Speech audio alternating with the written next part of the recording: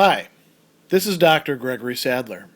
I'm a professor of philosophy and the president and founder of an educational consulting company called Reason.io, where we put philosophy into practice.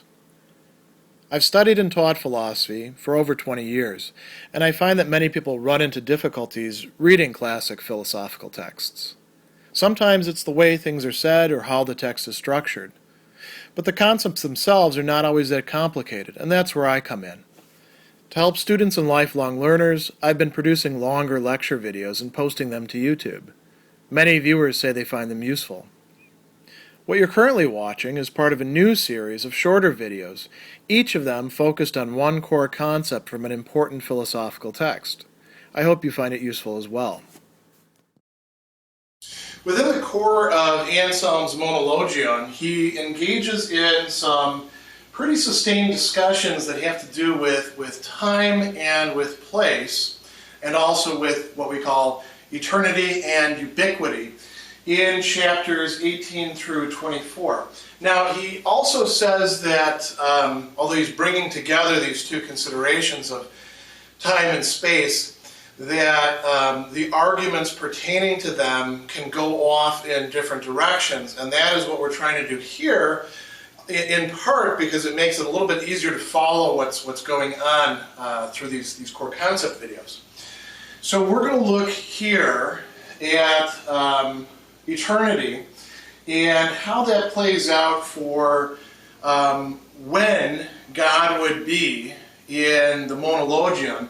I'm probably going to have to engage in some erasure because there's a lot of discussion going on, and we don't want to miss any of it by trying to abbreviate it too much on the board. But let's start then with chapter 18, where Anselm first brings up this problem.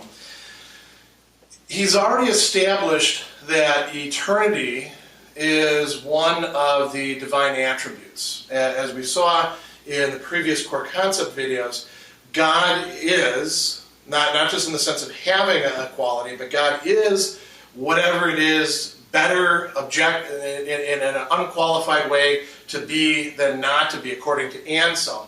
So eternity is one of those things. And he says, from what time has this so simple nature, the creator and sustainer of all things, existed? Until what time will he continue to exist? Or does he indeed exist, not from some time and until some time, but rather without beginning and without end? Now, this is, already sort of long established Christian doctrine, but remember, Anselm is concerned here not just with engaging in, say, apologetics of trying to, make sure that people will accept that doctrine, but he's concerned with understanding what's actually going on and exposing whatever sort of paradoxes or contradictions might arise, and then seeing if he can resolve them. It's a very bold step on his part. So he's going to argue that because God exists or is per se, that is from himself or from itself, something we've done another core concept video on, so if you're confused about that, I'd go back to that core concept video. God cannot have a beginning, because that would be contrary to the very notion of having being per se, that is from himself. He says, if he has a beginning, either he has it from himself or through himself, or he has it from another or through another. And you could say, well, clearly if God is already agreed to be per se, it can't be that God would then have his or its beginning from another, because that would make God ontologically dependent on that other. We've already ruled that out earlier on in the Monologion, but perhaps that beginning could be per se, or from itself, right? So how does Anselm deal with this? He says, here we go. He can't have a beginning from himself or through himself, although he does exist from himself and through himself. Why? He exists from himself and through himself in such a way that the essence he is through himself and from himself is no way different from the essence through which and from which he exists. So it's not as if God you can't separate out parts of God and say, well, first this part existed, and then that's the part that, the rest of the existence is from. God simply is, and there is no beginning to it, given this conception. What about having an end? Could we imagine that the divine substance would in some way cease existing? And Anselm says, it's a more interesting argument here. Well, if that were to happen, it would either have to be voluntarily on the part of the divine substance, or it would have to be involuntary. Now, if it's involuntary, you're not really dealing with the divine substance, because given all of the attributes that we've already sort of charted out, for the divine substance to be able to suffer being made to not exist by something else would be a lack of power. And we've already, declared in the previous, and again, we'll go back to the other core concept videos dealing with the previous chapters, that God is all-powerful. So it's not as if God could be overcome and forced not to exist. If that happens, that's not even God, according to Anselm, as he says in other places. What about voluntarily? This raises some interesting questions. Could God actually say, well, the height of power is to be able to not exist, or to make oneself not exist? That wouldn't actually make sense according to Anselm's conception. Why not? It's not that, as he will do in other places, Anselm will point out an internal inconsistency in that very logic. Instead, he will talk about other goods. He says, here we go. He who is assuredly is the supreme good will not perish voluntarily. Why? Because that by whose will the supreme will perishes is not an unqualified good, but he is an unqualified good. He is, what is best to be in many respects. So God is also the source of the goodness of other good things. This would be for the height of goodness to will itself out of existence, for that which makes other things good to decide that it would be best or better to not exist. So Anselm sees that as an absurdity. He's also got a really interesting argument in there about truth that is going to be referenced in the De Veritate later on. Now remember, we said that God not only is, eternity and reason and wisdom and all that, but that God is also truth, veritas. And Anselm makes this interesting argument that he doesn't follow up on here, where he says, is there ever a time when truth doesn't exist? You can't actually decide that in favor of that proposition. Why not? Because if you were to say truth does not exist, you could ask, well, is that a true statement? If it is a true statement, then truth does indeed exist at that time. So Anselm's way of dealing with this is to say truth is actually, with a capital T, the truth that all other truths participate in, and we'll talk much more about this in the De Veritate videos, is itself eternal. It doesn't have a beginning or an end. So, the upshot of that is that there isn't really any time when God began or any time when God will leave off. Now, in chapter 20, he is going to, I'm skipping over some discussion about the nothing involved, which is very interesting, but perhaps I'll do another core concept video about it. Chapter 20, he's arguing that God exists in every time and every place. And he's saying that, the way we can think of this is everywhere and always. Why is this? He says, well, God could exist in 3 different ways. He could exist nowhere and never, right? That doesn't really make sense, although he's going to come back to that very soon. He could exist somewhere and at some time, like, for example, this book does, or I do. I was born in 1970. You could say, well, I existed while I was being conceived and carried, so I suppose for a portion of 69 as well. But, in 1968, it did not exist. And if, say, we identify my life with my body, probably by 2070, right? I'll probably not exist. I don't think I'll live to 100. Created things are bound to particular times and places, and they may encompass a lot. Think about a mountain that encompasses a lot of space and also encompasses vast amounts of time. It is not completely ubiquitous or eternal, though. So somewhere and someplace. And then there's the possibility of existing everywhere and at every time. So he says, what seems more absurd than this? That he who exists supremely and most truly exists nowhere and never? So it's false that he exists nowhere or never. That eliminates one possibility. And then he says, further, since no good thing exists without him, if he exists nowhere and never, every good thing exists nowhere and never, and absolutely everything exists nowhere and never. So that means that nothing is going to be good or have the good of existence. So he says, well, perhaps he exists determinately somewhere and someplace. If that's the case, then we've got a problem. God only exists in that spot, or at that point in time, or interval of time. What does that mean? That has implications not only for the divine, but for everything else.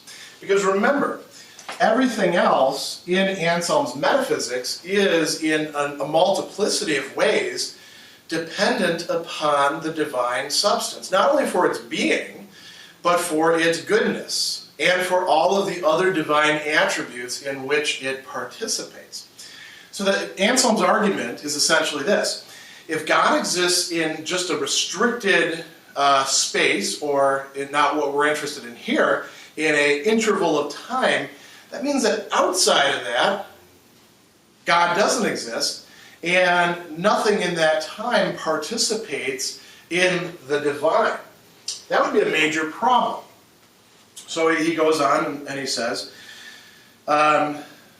since this is false, right, the supreme nature cannot exist determinately somewhere or sometimes. And if it's said that through himself he exists determinately at a certain time, but through his power he exists wherever and whenever anything exists, that is not true. This is another option that people would probably, take metaphysically to say, well, God exists at a certain time, but his power exceeds that interval and it pervades all time, right? Anselm says no, because this power is nothing other than God. It's not as if God has a sort of power that is beyond God. God is what God is, including the power that God exercises. Now, in chapter 21, we're going to get an even more interesting wrinkle introduced here. Anselm is asking about God's existence. Does God exist as a whole at individual times? Or does God exist, sort of this sliver of God at this time? And if we think about what we're talking about here, it is a question. Does God exist in the way that, say, human beings exist? I am the same person who I was 20 years ago in several important ways, but in other important ways, I'm not that same person. There is a continuity through time of these states. And I don't want to get too deep into the metaphysics of time here and other theories, but here's generally how it works. Human beings or other things are seen as being sort of like, slivers that inhabit particular moments in the time continuum, going from past into the future, with the future things flowing this way, right? Could God be like that? Anselm is asking. Does God exist as a whole at individual times, or just as a part? So this, like I put here, raises all sorts of problems that we're going to now chart out. This also is going to lead him to what seems to be a paradoxical conclusion that God in some way might exist nowhere and never. That would be a complete contradiction of saying that God exists everywhere and always. So we need to do a little bit of erasure just to get some more stuff on the board and work our way through this particular problem.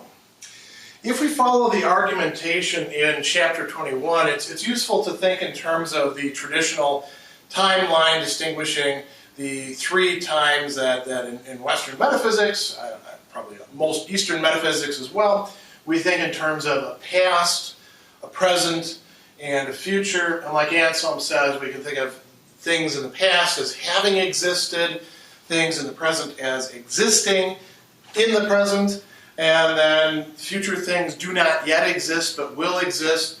And we can look at it in terms of things maybe moving forward into time, that's what this arrow, but we can also see the time itself as sort of like sweeping over us, so we're constantly having time roll us into the future, right? Two different perspectives on exactly the same phenomenon. Something that, by the way, is a very tricky thing to wrap your head around. Now he says, we must investigate whether the supreme nature exists as a whole at individual times, either all at once or distinctly at individual times. So he asks them, how does something exist as a whole at individual times all at once if those times themselves do not exist? Now what does he mean by that? Well, what we're calling the past no longer, strictly speaking, exists. At least it doesn't exist in the present. By the way, if you're interested in his speculations about time and eternity, you can also look forward to the De Concordia, one of the last works that Anselm wrote, but I'm going to leave that out here. Likewise, the future doesn't exist yet. When it does exist, the future will actually be present, and what we're calling present now will be in the past. So how does a thing that exists at all times exist in times that don't yet or have or don't any longer exist? So Anselm goes on and he says, if his life is produced by means of the flow of times, then God has a past and present and future along with those times. And he says, since his eternity is nothing other than his essence, if his eternity had a past, present, and future, it follows that his essence also has a past, present, and future. Now, this is going to lead us to some problems, Anselm points out. So that way of thinking about it must be in some way mistaken. And he says, how can it be that God has no present if he truly exists? But he existed signifies the past, and he will exist signifies the future. So, in that case, we would have to say he never existed and never will exist. And this would mean that he does not exist as a whole at individual times, either distinctly all at once. But that seems to be a problem, right? Because then we end up with a divine substance that, like a human being, is scattered across something. That would go against the divine simplicity, wouldn't it? We would have a composite being. So he goes on further and he says, if he does not in any way exist everywhere and always, either he exists determinately in some place or time, or he exists in no place and time. And I've shown he cannot determinately exist in some place or time, some time slice along here where only this time slice would have the fullness of the divine being. So then we're stuck with no place and no time. But that seems to be very problematic for reasons that we've already talked about. Is there any way out of this sort of intellectual predicament? Anselm, as he will so often do, will actually refocus the problem by pointing out that we've made an assumption that we weren't really entitled to make, that we don't have sufficient reason to. And that is, as will so often be the case, we made a big assumption that we can look at the way things work for created beings and then say, well, it's exactly like that for God. There is a difference that we have overlooked here. So he says that, how can these two conclusions be reconciled? Well, perhaps the supreme nature exists in place or time in such a way that does not prevent him from existing as a whole all at once in individual times or places, but not so that there's several wholes located at different times, right? He says this law of place and time seems to constrain only those things that do not exist or that do exist in place or time in such a way that they do not transcend the expanse of space or the duration of time. But God is one of those things that does transcend the duration of time. Why? Because God is eternity.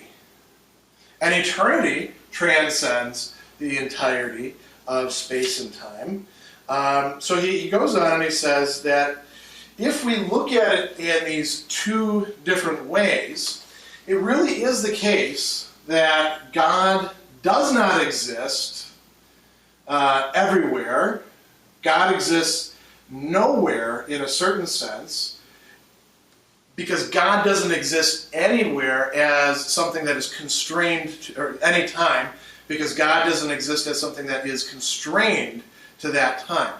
You might say that God overflows any sort of time that you want to put him into, if you want to think of this in terms of containers. On the other hand, God does exist in every place or time, and so Anselm is going to suggest to us that the resolution to this problem lies in thinking a little bit more about the nature of eternity and getting away from the sloppiness of our ordinary language and thinking about this. He says, if our ordinary way of speaking permitted, it would seem more appropriate to say that God exists with a time or place rather than in a time or place. So God doesn't exist at a particular point in time. God exists with that point of time. He, as Anselm will say, pervades it. And he pervades all time, because all time is actually, here's a very important point. It's not that eternity is simply all the times rolled up together. Eternity is a sort of present that's more present than the present, that enfolds all of the times. And that is what God is. So it's not that God is present at any point in time by being there just at that point in time or interval of time. It's rather that because God is, not even so to speak, in eternity, God is eternity, that every single moment God is with it. And here we start to get to the point of sort of the limits of our comprehension, thinking about how precisely that would be. That is something very staggering, but this is a set of meditations as well as a set of arguments. So it's something that Anselm thinks is worth us mulling over and reflecting upon. The upshot of this is, he says, it's evident how the supreme essence of all exists always as well as never, that is, both in every time and in no time, according to a harmonious truth understood in different ways.